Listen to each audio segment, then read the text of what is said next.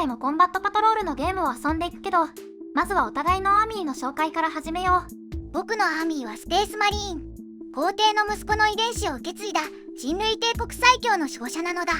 ゲーム的には構成によって性質が変わる万能型で、このコンバットパトロールでは近距離戦と白兵戦が得意なのだ。キリタンのアーミーは初めて見るけど、一体どんなアーミーなのだ？私のアーミーはリーグオブボータン。古代の超 AI を信奉するクローン種族の聖艦連合です。なんか説明とイメージが一致しない小さいおっさんの集まりなのだ。 SF っぽい設定を羅列しつつ、その実態は宇宙ドワーフですからね。資源のために銀河中を飛び回り、取引だったり、時には武力で目的を達成する頑固で実用主義な人たちです。ゲーム的には審判トークンという自軍ユニットを倒した敵に付与されるトークンがあるんですけど、それが乗ってる相手に対して強く立ち回れるというアーミーです。今回のミッションは技術遺産の回収、作戦目標マーカーを確保したら 5VP を手に入れられるんだけど、お互いに中立地帯の目標マーカーを指定してラウンドが経つごとに指定した目標が消滅するミッションだよ。ダイスロールの結果、今回の防衛側はキリタンだ。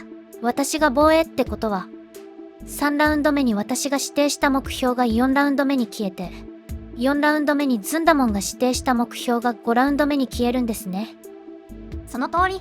そして中立地帯には3つの作戦目標マーカーがあって、ゲーム中にこの中から2つが消えるわけだけど、ゲーム終了時に残った中立地帯のマーカーを確保してるプレイヤーは 10VP をゲットできるよ。でしたら私の副次目標は、努力によって得るでいきましょう。ゲーム開始時に指定した目標を確保してると、ターン終了時に 4VP を獲得できます。指定した目標はズンダモンに潰されるでしょうけど、2、3、4ラウンドで合わせて12点もらえれば十分です。っていうかもう片方の目標だと8点取れるかすら怪しいですし。僕の副次目標は衝撃戦術でいくのだ。キリタンの確保してる目標を僕が確保したら 5VP 獲得なのだ。僕ももう片方の目標だと VP を稼げなさそうなのだ。それじゃあ、努力によって得るのマーカーを右下の目標に指定して、防衛側の私からユニットを配置しましょう。まずはヘルンキンパイオニア、高機動の石膏部隊です。中立地帯2つを睨んだいいポジションなのだ。ズンダモンのインフェルヌススカットより移動と射程が長いのもいいですね。つかず離れずの距離で引き打ちすれば優位に立ち回れそうです。僕が配置するのは重心攻撃するターミネーター部隊以外の2ユニットなのだ。おやおや、メタンさんを相手にした時はそれで痛い目を見たのでは？メタンは高機動の白兵アーミーだったから切り崩されたけど、キリタンのアーミーはパイオニア以外鈍足の射撃アーミー。自陣をか乱される心配はないから、今回は重心による強襲の方が効果を発揮すると思うのだ。なるほど。確かにあの火力を好きな位置に出せるのは脅威ですからね。そしてパイオニアの車線に注意しつつ、インフェルヌススカットを自陣マーカーに配置するのだ。ここなら戦場の可変と中央からの車線に入ってないのだ。では私もハースキンウォリアー部隊を自陣目標に置きましょう。この子たちはボータンの一般的な歩兵です。バトルラインのキーワードを持ってるので、高い確保力と踏んだ目標から離れても確保できる能力を持ってます。射撃武器も強力なので、増標と侮ると痛い目に遭いますよ。じゃあ僕はキャプテンをコンテナ裏に置いて配置終了なのだ。私も残った部隊を連続で配置しますね。まずはクトーニアン・ベセルク。強力な白兵攻撃と遮蔽を無視できる射撃武器を持ってます。そしてウォーロードのカール部隊。バトル中1回強力なデバフを敵に与えることができます。護衛の部隊はハースキンウォリアーなので、さっきのハースキンウォリアーと同じ確保周りの能力も持ってますよ。彼らは自陣建物付近に配置して右下目標の制圧を狙います。そしてパイオニアのアビリティ、石膏 QMV 発動。バトル開始前に QMV 移動して右下目標を確保です。ゲームが始まる前なのにもう2つの目標を確保してるのだ。運命のダイスロール。私が先行ですね。Round 1。パイオニアを移動してインフェルヌススカットを射撃。どうぞ好きに撃ってもらって構わないのだ。ああ、これ建物に入ったらキャプテンに白兵されて建物の横から撃ったら戦闘の1機しか撃てない上に、開始のターンでインフェルヌススカットに全力で打ち返されるんですね。誘いに乗ってもいいですけど、ここは中央の目標を確保しましょう。このターンに3つの目標を確保できれば、副次と合わせて形成は十分です。カール部隊は右下目標を確保。ベセルクはコンテナ手前に移動して、次のターンに来るターミネーターの重心に備えます。ベセルクのグレネードランチャーは遮蔽に隠れた敵も撃てるんですけど、ズンダモンの部隊はギリギリ射程外なんですよね。小賢しい。僕のターン、指揮フェーズで節目の誓いの指定はヘルンキンパイオニア、そして策略、義務と名誉を発動。これによってインフェルヌススカットが移動した後もキリタンに確保されるまで左下の目標は僕が確保してることになるのだ。キャプテンは目標を取りに行くと射撃の的になっちゃうから、全力移動で左上の建物裏へ移動。次のターンから目標に触りに行くのだ。インフェルヌススカットはパイオニアに車線を通されないよう警戒しつつ、コンテナ裏へ移動してターン終了なのだ。 Round 2. 私のターン。確保してる目標は合計3つで 15VP をゲット。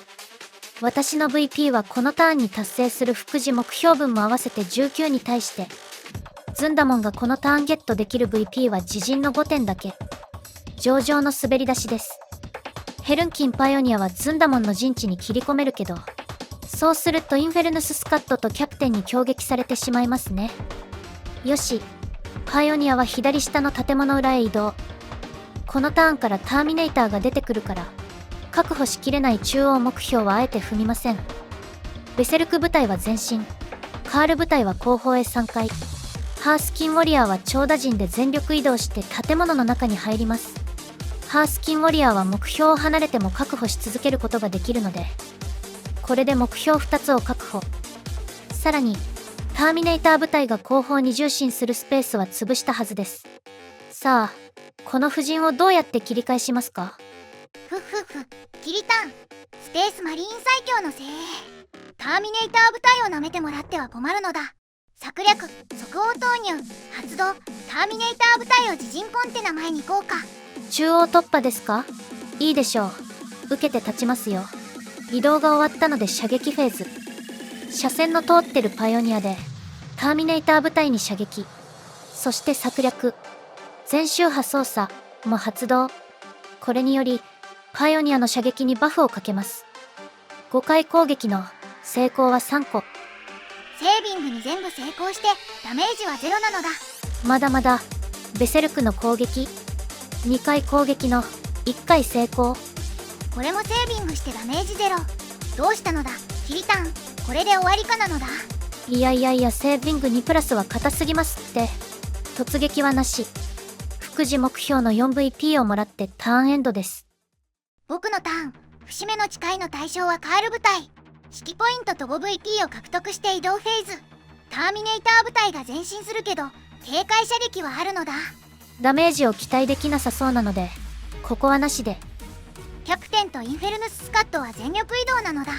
移動が終わったので射撃フェーズ。全火力でカール部隊を射撃なのだ。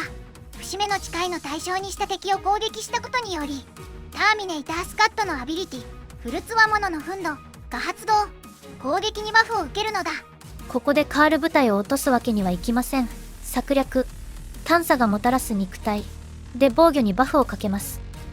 攻撃回数は17回で成功は12個。うち1個は会心ウーンズでセービング負荷なのだ。失敗したセービングロール1個を策略、リロール命令で振り直して、セービングは5個失敗。護衛部隊は全滅してしまいましたが、なんとかカールは残ってくれました。カールの白兵は痛いからできれば仕留め切っておきたかったのだ。次は突撃フェーズ。ターミネーター部隊でパイオニアに突撃なのだ。突撃は失敗したけど策略、リロール命令で突撃ロールを振り直して成功なのだ。しまった。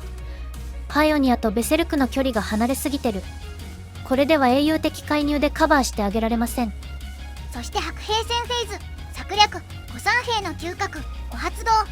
攻撃判定にバフをかけるのだ。まずは一般兵のパワーフィストから。攻撃回数12回の成功は12個。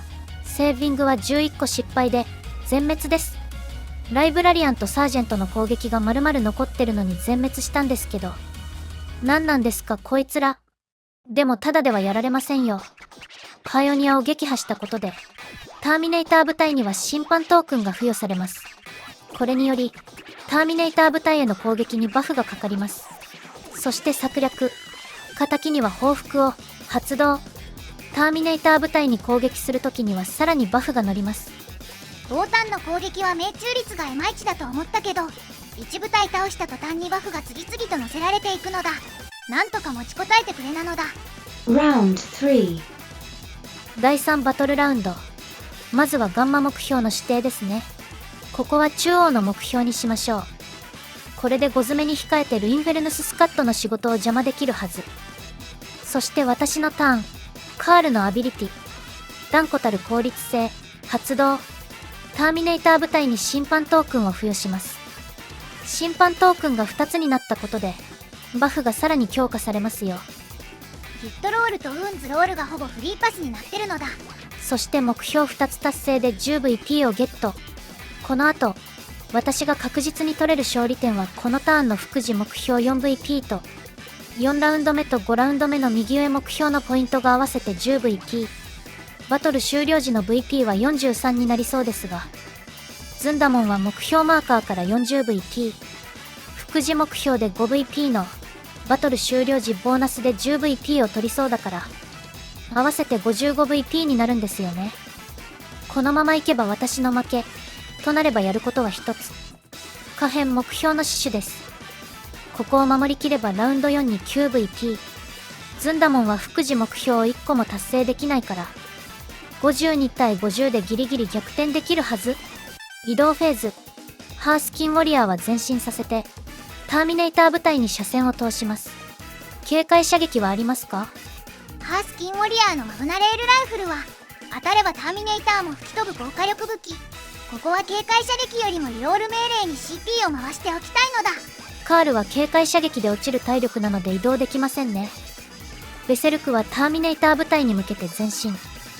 これも警戒射撃したいけど我慢なのだ。こんなことなら古参兵の嗅覚を使わず CP を温存すればよかったのだ。では射撃フェーズ。全部隊の火力をターミネーター部隊に集中します。まずはハースキンウォリアーのマグナレールライフルから。回数1回で成功1個です。セービングは失敗。でも策略、リロール命令でもう一度判定を振り直すのだ。また失敗。1体撃破されてしまったのだ。よしよし。第1関門突破です。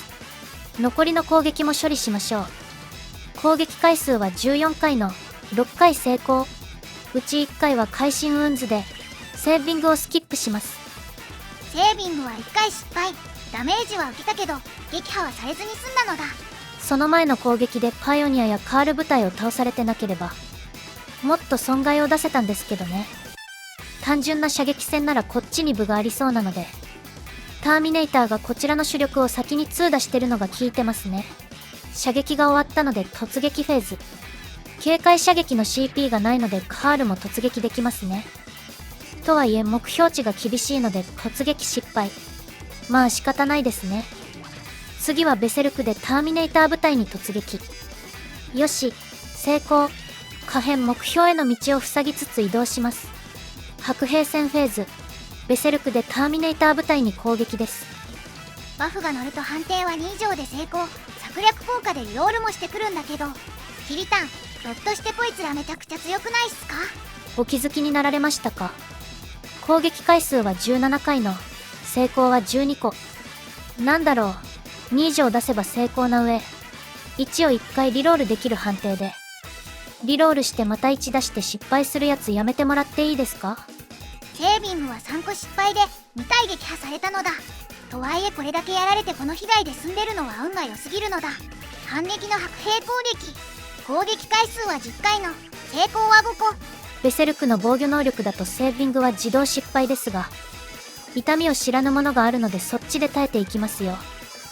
処理がややこしいですが、2体撃破されて3体残りました。複数ダメージの攻撃を効率的に受け切ってくるから、見た目よりだいぶ硬くて厄介なのだ。よしよし。下辺目標へのルートを防衛できました。副次目標達成で 4VP を獲得してターン終了です。ターミネーターの中央突破は失敗したけど、その分キリタンの陣形に無理が出てるのだ。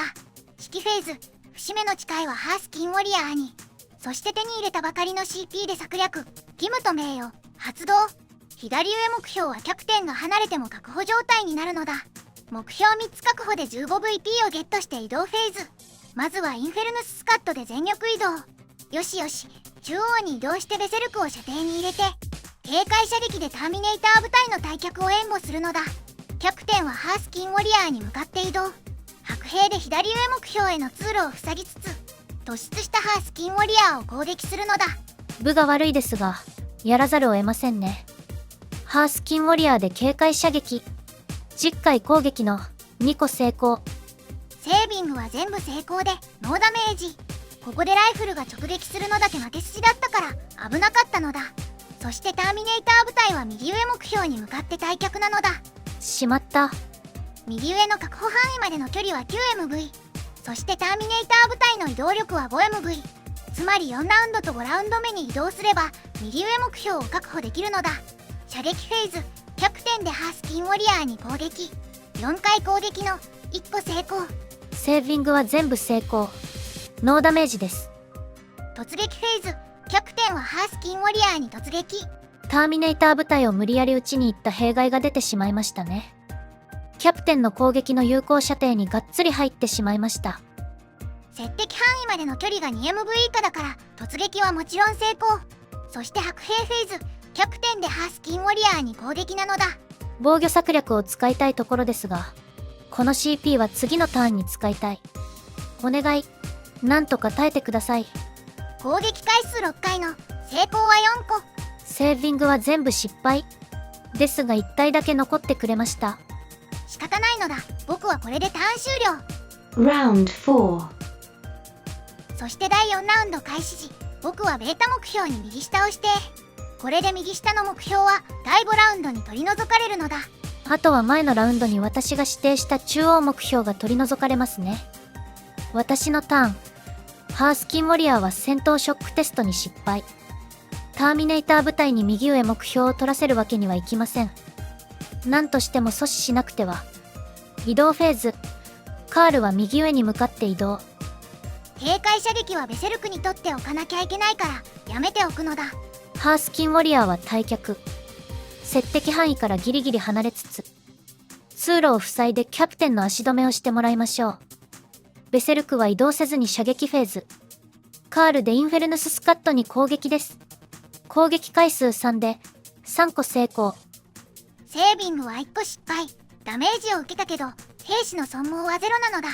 ここで1体落とせれば多少楽できましたが仕方ありません。突撃フェーズ。ベセルク部隊でターミネーター部隊に突撃です。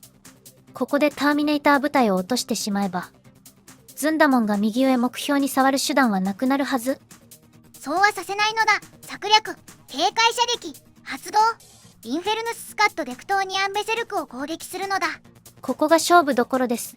策略探査がもたらす肉体発動。キリタン探査がもたらす肉体の発動タイミングをよく見てみるのだ。タイミングって確か攻撃対象になった時ですが、探査がもたらす肉体や遺伝子操作がもたらすがん検査みたいな防御策略は敵軍側〇〇フェーズって指定されてるものがあるんだよね。そして今は私の突撃フェーズだから探査がもたらす肉体は使えないのだ。やばいやばいやばい。攻撃回数は22回で成功は14個なのだ。セービングは11個失敗。痛みを知らぬ物込みでも余裕で全滅です。次はカールで突撃。一応私が判定に全部成功してズンダモンが全部失敗すればチャンスはあります。回数3回でリロール命令も使って成功は3個です。セービングはあれわ私が判定に全部成功してズンダモンが判定に全部失敗してる。うおー、カール最強。カール最強。護衛のターミネーターが全滅。指揮官のライブラリアンも半壊したのだ。再編移動でライブラリアンの前方を塞いで私の白兵攻撃は終了です。ライブラリアンで反撃の白兵。攻撃回数は4回の2個成功。防御に策略を使いたいところですが、探査がもたらす肉体は射撃攻撃にしか使えないんですよね。セービングは1個失敗。半壊は免れましたが、次のターンの攻撃は防げそうもありませんね。副次目標達成で 4VP を獲得してターン終了です。僕のターン、節目の誓いはカールをして CP を獲得してからライブラリアンの戦闘ショックテスト成功なのだ。失敗したら退却にペナルティがかかるから危なかったのだ。移動フェーズ、ライブラリアンは右上目標に向かいながら退却。右上目標までの距離は 7.2MV くらいなのだ。全力移動で2以下を出したら届かないのだ。万全を期すために他の部隊も右上目標へ動かして保険をかけるのだ。キャプテンは障害物を回り込んで移動。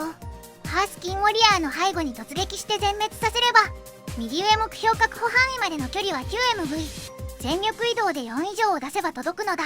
警戒射撃で迎え撃ちたいところですが、ハースキンウォリアーは戦闘ショック状態だから策略の対象にできないんですよね。カールの射撃では無傷のキャプテンは倒せないので、ここは何もしないでおきます。インフェルヌススカットは前進して全部隊でカールを射程に収めるのだ。次は射撃フェーズ。キャプテンとインフェルヌススカットでカールに攻撃なのだ。策略、探査がもたらす肉体を使っておきましょう。攻撃回数が合わせて22回の12個成功。セービングは11個成功。おお、生き残りました。僕のターミネーター部隊もそうだけど2プラスセーブはめちゃくちゃ硬いのだ。気を取り直して突撃フェーズ。インフェルヌススカットでカールに突撃なのだ。突撃成功。キャプテンもハースキンウォリアーの背後に突撃。これも成功して白兵フェーズなのだ。まずはキャプテンがハースキンウォリアーに攻撃。さすがに防ぎきれません。全滅です。次はインフェルヌススカットの攻撃。攻撃回数15回で成功は5個なのだ。1個失敗。累積したダメージと合わせて撃破されてしまいました。これで私の部隊は全滅です。 Round 5. 5ラウンド目になって右下の目標が消滅して私のターンですね。全滅はしてますが、ハースキンウォリアーのバトルライン効果で右上目標は部隊がいなくても確保状態です。 5VP 獲得してターンは終了。僕のターン、ライブラリアンの戦闘ショックテストは策略、狂気の奮戦で自動成功。そして運命の移動フェーズなのだ。まずはインフェルヌススカットの全力移動。デメ4以上で右上目標を踏めるけどデメ1。次はキャプテン、こちらも4以上で右上目標を踏めてデメ4、右上目標確保なのだ。この後ライブラリアンの全力移動とリロール命令も残ってるから、さすがに全員失敗を期待するのは厳しいですね。GG。私の VP は52点ですが、僕の VP は30点のこのターン目標3つ確保で15点追加。副次目標、衝撃戦術を達成して5点追加。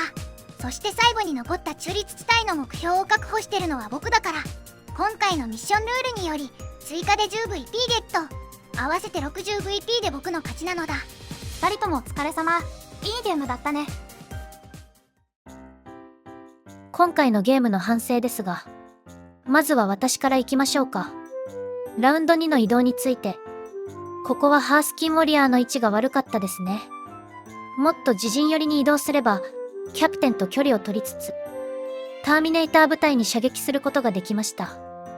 この形だとターミネーター部隊がハースキンウォリアーに突撃できないから、確かに実戦より良さそうな展開に見えるのだ。それとラウンド4のカールの移動、ここはターミネーター部隊ではなくインフェルヌススカットに近づいて目標値9か10の突撃を通しに行くべきでした。リロール命令で突撃ロールを振り直せますし、プランが通った時のリターンも実戦より大きいです。通ればベセルクが突撃するとき、インフェルヌススカットはカールと接敵状態だから警戒射撃ができなくなるね。カールに警戒射撃することはできるけど、そうすると警戒射撃はターン中1回しかできないから、それはそれでベセルクの突撃が止まらないのだ。ベセルクの突撃を通してターミネーター部隊を全滅できたら、ズンダモンが右上の目標を確保するための難易度が上がるので、実戦よりも勝率は上がりそうです。他にも策略の使い方とか遮蔽の取り方とか、ミスを上げ出したらキリがありません。僕の方もラウンド2でターミネーター部隊で攻撃する相手を間違えてたのだ。射撃はカール部隊ではなくベセルクを射撃して白兵でパイオニアを処理。ラウンド3でカール部隊に突撃すれば右下目標を制圧してもっと VP を稼げたかもしれないのだ。となると私はパイオニアとベセルクを同時に攻撃されないように、ベセルクは右下の廃墟に隠すべきだったかもしれませんね。ちゃんとバフ込みでどれくらいの火力を出せるか見て攻撃する相手をきちんと選べるようになりたいのだ。私も目の前の行動の処理に手一杯で、最善手の検討がなかなかできませんね。次のゲームではもっとうまくアーミーを扱えるようになりたいです。僕ももっと上手くなりたいのだ。お互い頑張ろうなのだ。動画を最後までご視聴いただきありがとうございました。当チャンネルではウォーハンマーの対戦譜動画を毎週投稿していきますので、よろしければチャンネル登録と高評価をお願いします。